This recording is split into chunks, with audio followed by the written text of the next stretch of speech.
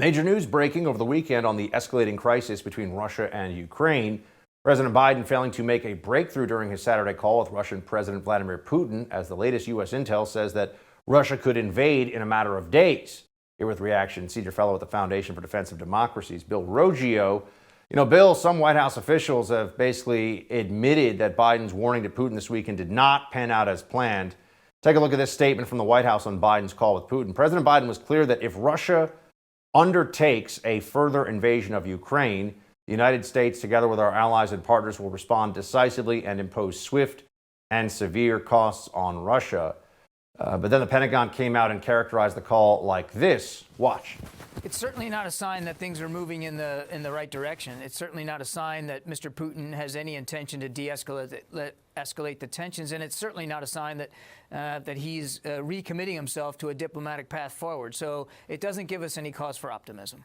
I mean, is just all the momentum heading toward conflict right now, or is there any real reason for optimism at this stage that can be averted? Hello, Buck. Yeah, right now things look pretty grim. I don't see any reason to be optimistic.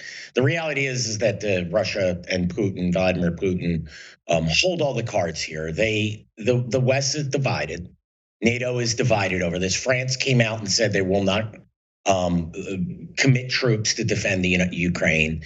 President Biden said as much several weeks ago, and that statement released by the White House is talking about costs, but the costs are economic and sanctions costs. So, the question is Putin willing to weather those costs to get what he wants in the Ukraine? That's the real question here. That's what we're waiting to find out. Or the other possibility here is the West caves, that it agrees that Ukraine will not be part of NATO and will never allow Ukraine to be part of NATO. Would that be enough? I mean, Bill, if let's say that we got some consortium together of the diplomats involved here, in the Western diplomats, U.S., Europeans, and we said we guarantee Vladimir Putin in writing, however it is we can make those guarantees as believable as possible or as credible as possible, that we'll never. Would that be enough to avert war at this point? Because what does Putin want here? I mean, everyone's kind of asking that question. Like, what's to be gained? Is it just I don't want Ukraine in NATO, so I'm going to invade this country before it can become a part of NATO, or are there other things?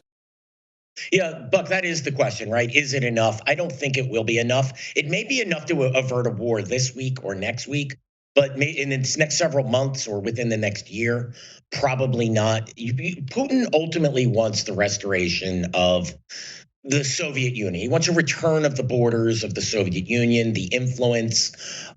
He does not like the creeping of NATO along its current borders. So he wants Ukraine. He realizes that the Warsaw Pact will not be restored, but he does not want Ukraine, a former Soviet republic, falling back into the sphere of NATO. And he wants to prevent that and regain influence in these former Soviet republics.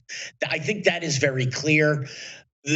So U.S. guarantees, NATO guarantees that Ukraine won't join NATO is merely a stopgap. He ultimately wants Ukraine back in his sphere of influence, and I believe he wants it politically and militarily in this sphere of influence.